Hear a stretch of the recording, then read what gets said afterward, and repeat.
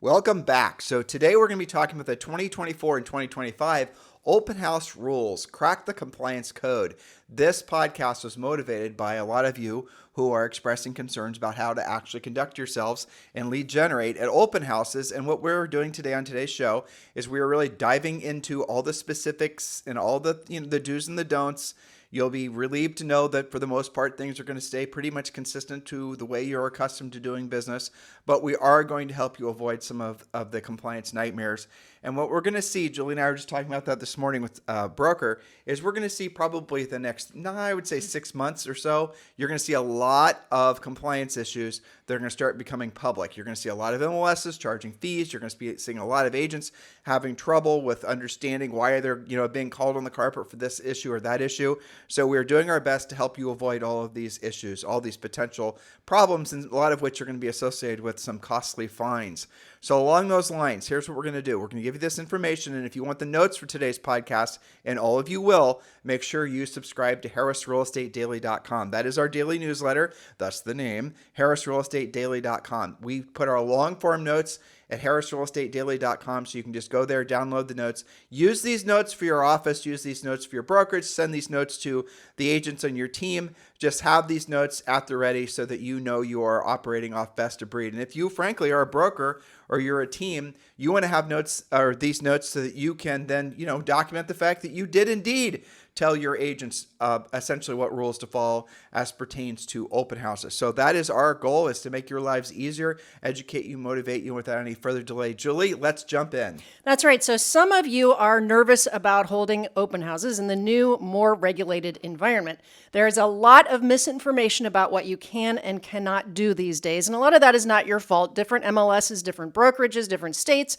There's a lot of discussion floating around. So we are bringing you this podcast to clear the air, right? So here's your new open house compliance code, and you can go ahead and print these notes from today's podcast in case other agents might be challenging you on these facts. These are all well researched, straight from NAR and others. Point number 1, no written agreement required for open houses. And that's the big one that we're reading the most about. As it is interesting too, Julie. Mm-hmm. We always blame the agents for the misinformation, and really I see a lot of it coming from brokers. Yeah. And I see a lot of it listing agents, frankly. Yes. Inexperienced listing agents. You guys are really needing to catch up on the way these regulations, these new guidelines work, because you are causing all kinds of fear and panic in the marketplace. You're not, just an aside, you're not supposed to ask the agent wanting to show your listings if they have an exclusive signed with their buyer. That's not your job. And you're not supposed to also be muddying the waters when it comes to open houses. You can still have other agents hold your open houses. No written agreement is required. And Julie's we're going to get to that. Yes. Yes. Okay, because there are different versions of open houses, right? It's come up. So point number 1, as Tim said, no written agreement is required for open houses. If a buyer attends an open house without an agent, they do not need to sign a written buyer agreement just to tour the property with you or anybody else. Open house attendees can explore homes freely without any formal obligation because these are considered informal interactions. I think that's pretty clear. Right. And by the way, this is a great supplement to our open house plan that you get for free in Premier Coaching. I think it's in the first level, isn't it? It is. Okay, yeah. So when you sign on and become a Premier Coaching client, just go to premiercoaching.com, or just text the word Premier to 47372. We will give you our complete open house plan. And what this is a supplement, because obviously the rules have changed, to make the open house plan even more relevant. So if you want to have full access to the first level of Premier Coaching, just go to premiercoaching.com or just text the word Premier to 47372. And as always, that does include a daily semi-private coaching call with one of our Harris certified coaches. Your homework from today's podcast, premiercoaching.com, or text the word Premier to 47372. Don't forget to do that, because all of you are going to be motivated to get into action after you listen to today's show. And I've just told you exactly what to do. Premiercoaching.com or text the word Premier to 47372. All right. Now, some of you have asked, what if it's not my listing? What if I am a hosting agent? So point number 2, hosting agents do not require buyer agreements. Agents hosting an open house on behalf of the listing agent do not need to enter into written agreements with potential buyers attending the open house. This is because the hosting agent is representing the seller at that time and not directly working with the buyer. Again, this is right from NAR, and this has been confusing to agents because if I'm a hosting agent, it's not technically my listing, but it is implied that because I'm holding the listing open on behalf of the listing agent, that I am deemed to be representing the seller. Why are we big advocates of open houses? Let's just do a supplemental point number, 1. And we really do need to make it clear that open houses in a market where there's so much saturation online have become 1,000% more effective than maybe they would have even 10 years ago. And the reason is because what's happened, and you can document this yourself, and Julie, you've had this experience, and certainly Julie and I have talked about this for hours and hours and hours, quite literally on our podcast. Yes. We have over 5,000 past shows. The consumer behavior when looking for a home for sale always starts online. It used to start in the olden days in the newspaper or like these little home magazines. I know those still are in various more rural communities, yes. Where you're checking out and there's a home magazine.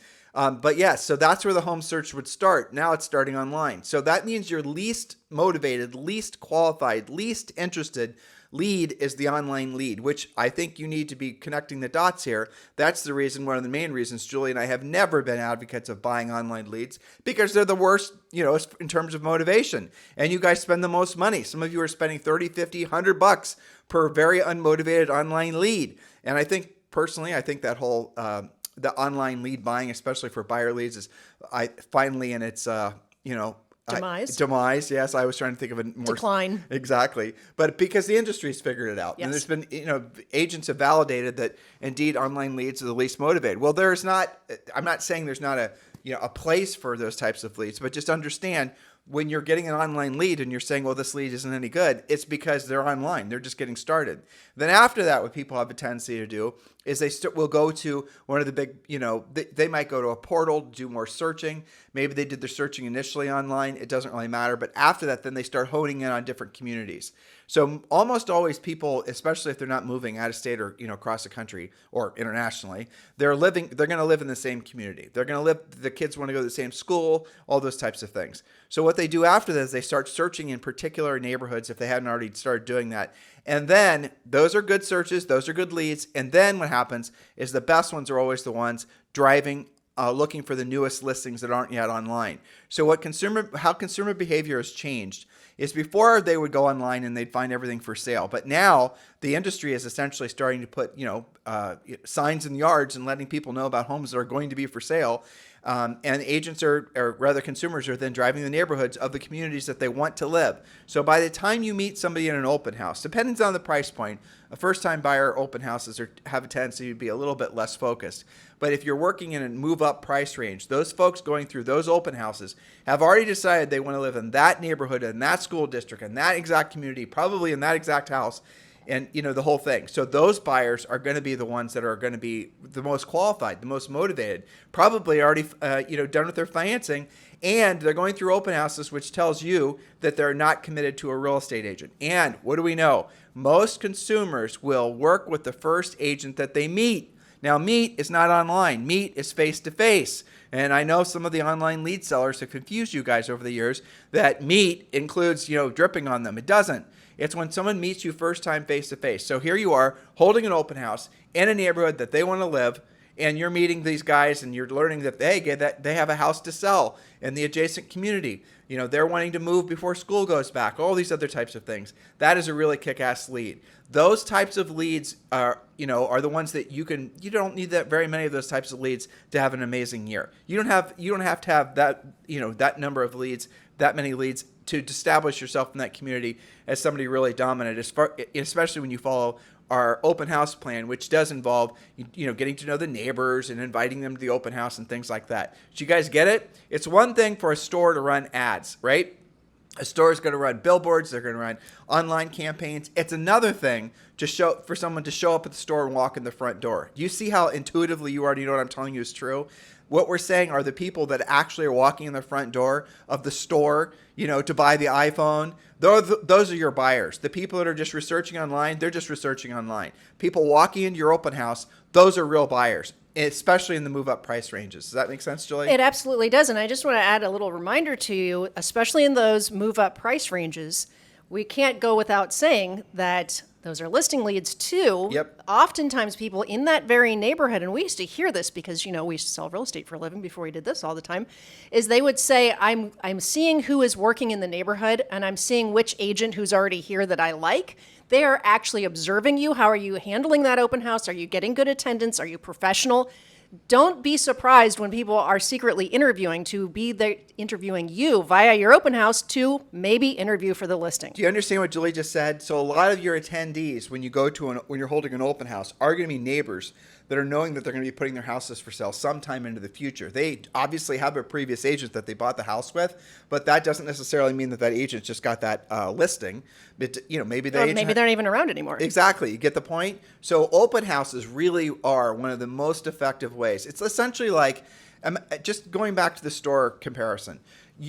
Imagine if, for example, Apple could take out billboards in the front of people's houses, right? So in residential communities around the United States, it's now legal for a corporation to pay the owner of the home to put out essentially a mini billboard in front of the house. How much is that worth?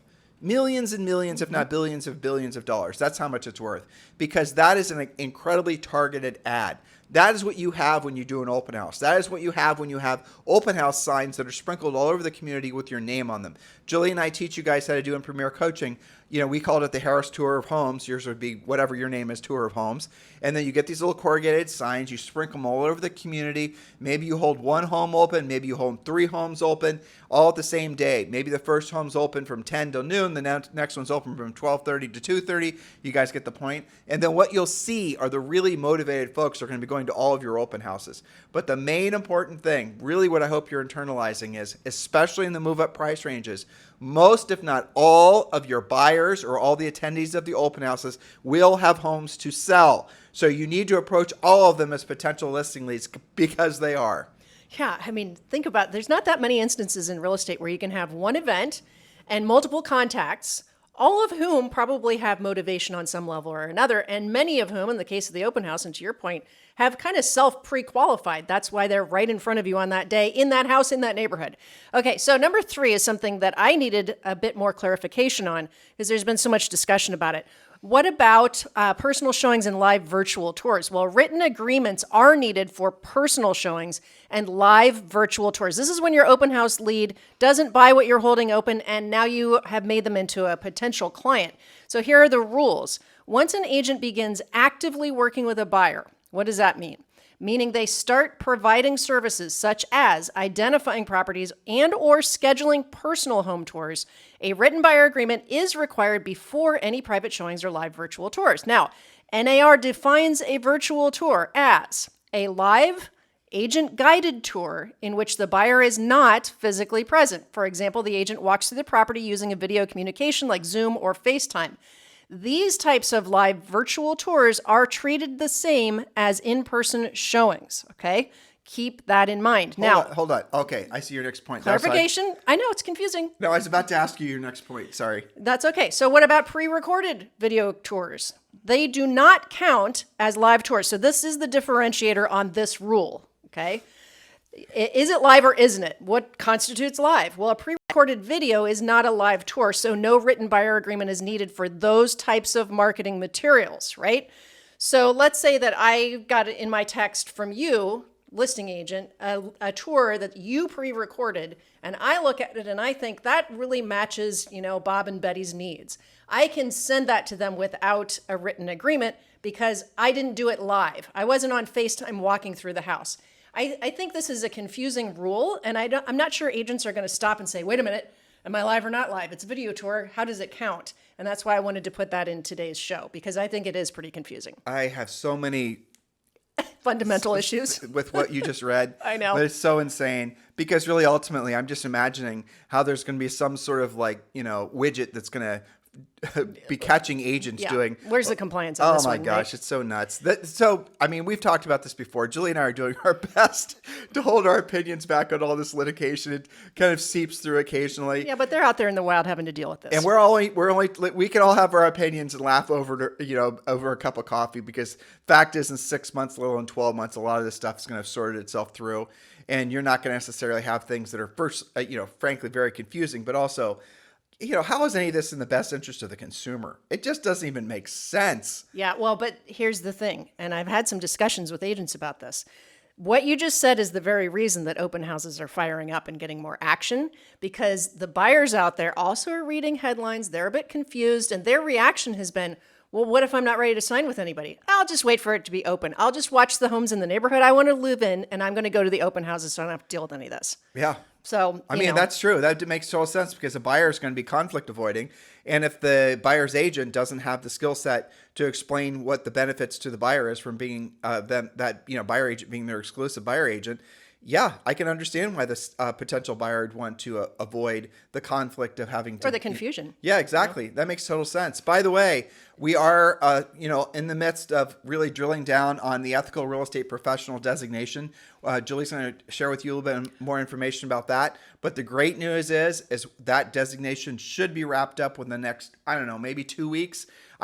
Julie and I made a decision. We're not going to rush it to market. We're not trying to make it perfect, but we want to make it so that when all of you guys get your hands on what we've created for you, you will be not just comfortable and confident, but you're going to be excited and motivated because of the new changes with regards to commission sharing. So Julie, point number 4. Yes, well, and that brings us to this, because of all of this discussion, it brings us to point number 4, clear compensation terms in your buyer agreements.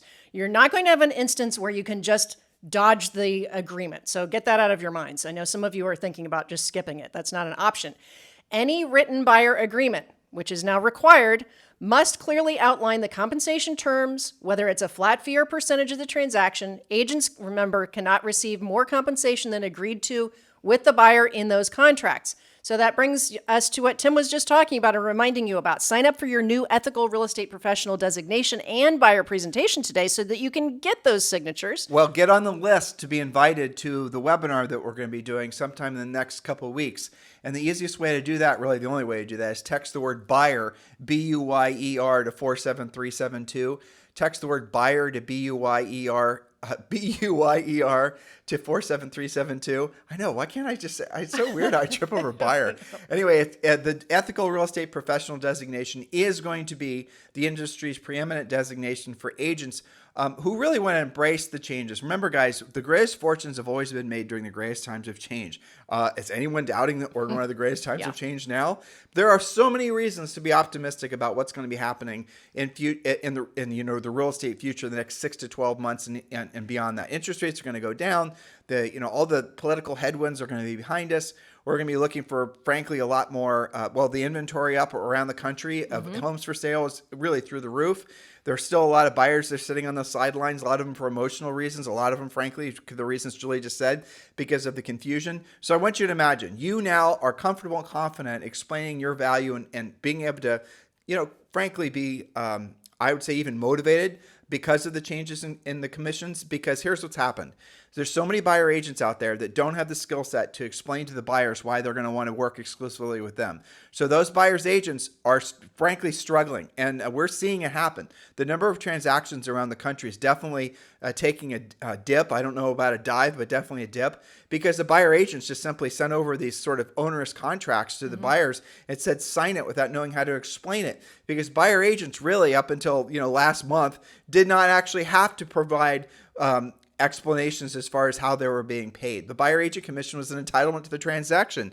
Those days are over. You now have to explain to the buyer why you are worth the commission that you're going to charge them, the fee you're going to charge them. And that's something that, frankly, many buyer agents have absolutely no clue how to do that. Well, guess what? We've done it for you with the ethical real estate professional designation. What we've literally done is we presented a presentation and all the forms, all the paperwork, all the scripts, all the objection handlers, everything you could possibly imagine, to make it so that when you're meeting with a buyer, you are not even going to bat your eye about getting, but by telling them about what you offer as an ethical real estate professional, you're going to show them what you do. They're going to want to sign with you because you're going to show them, all the things you do to get the homes, to find them a home. You're going to show them all your, frankly, risk reversal guarantees. You're going to show them all the things that you do that are so far above and beyond what a normal buyer agent does. They're going to want to work exclusively with you.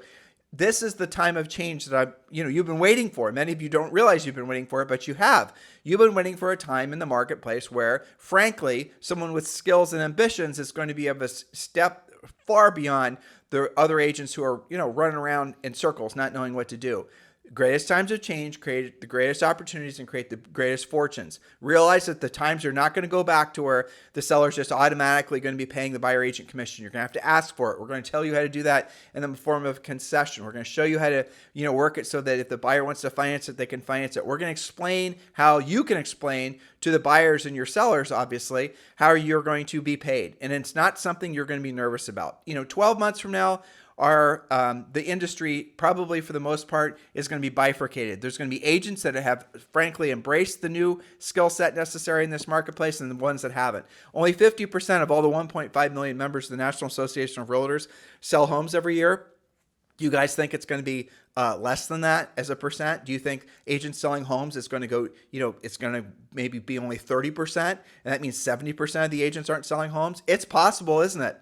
Because there's going to be the agents with skills and the agents without skills. The past market was greatly dependent on, frankly, who you knew and who knew you. Now it's going to be based on those things and the skills. If you have the, brand, if you have the social media presence, you got a lot of people that know you, but you don't have the skills, you're not going to be doing any business. That's right. And, a specific change that I've observed before all of the changes became legal back in August and now, back then, agents were saying, you know what? All my businesses from past clients, center of influence, they trust me. It's not going to be a problem. The problem has become, because I hear this, I read this, I hear it from the coaches. I've even had a couple of coaching calls myself about this. It's a lot of you guys listening think that this is just a new agent problem with the lack of skill and transparency and presentation and all that. What I'm seeing is actually from some of the more grizzled professionals who have a lot of past clients. And the problem is, you guys are assuming that because they transacted with you in the past that they'll sign anything that you send over. And that's actually creating a problem for some of these more experienced agents, because when you do that and you just text it, you just email it, you don't have a presentation. Remember, the definition of closing, in this case on a signature, is the logical ending to a great presentation. If you're just being assumptive, guess what's happening? Because I see people post, I hear from the coaches, oh, my past client who did 3 transactions with me before seems to be ghosting me. Well, what's caused that? Well, I sent them the agreement. I haven't heard back from them. That's not a strategy. It's not. And especially if they have done many transactions before. Frankly, first-time buyers are going to give you... They're easier. They're easier because they don't have preconceived notions on how business is done. But your centers of influence and past clients, or really anybody that's done a deal before, you put that contract in front of them without being able to explain to the prospective buyer why it is that they want to choose you as their exclusive agent, there's a 0.00% chance that they're going to want to do business with you. And unfortunately, what we're starting to see happen is they're going to run from you. They're going to ghost you. And they're going to go to where? Open houses. They're going to go directly to the listing agents. Or to a builder. Or they're to a builder. Or they're going to, discover buyer's agents who are ethical real estate professionals who are taking the time to explain to them what they do and why they do it and why they're worth, the fee, just like listing agents have always had to do. And they're the ones that are going to get all the business. Do you see how this is going to be a with skills or without skills type market? That's the new reality. So get on the right side of history and become the agent with the experience and make the most of what this market has to offer. What other options do you have? So text the word buyer, B-U-Y-E-R, to 47372. Text the word buyer, B-U-Y-E-R, to 47372. In the meantime, we'll talk with you on the podcast tomorrow.